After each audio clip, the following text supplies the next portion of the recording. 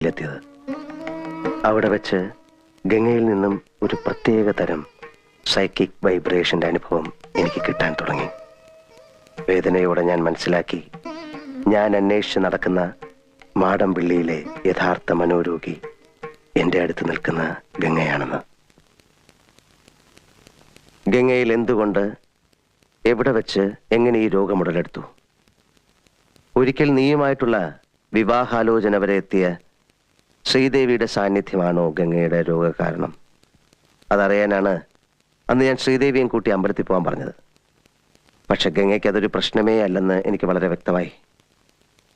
പഴങ്കഥയിലെ നാഗവല്ലിയുടെ ഒരു കാര്യം പറഞ്ഞ് ഗംഗയെ പ്രകോപിപ്പിക്കാൻ ഞാൻ ശ്രമിച്ചു. നാഗവല്ലിയുടെ ചിലങ്കയെ ചൊല്ലി എന്തൊക്കെയോ പറഞ്ഞ് ഞാൻ ഗംഗയോട് എതിർത്തു. ഗംഗ പ്രതികരിച്ചു, അതിശക്തമായി, അസാധാരണമായി.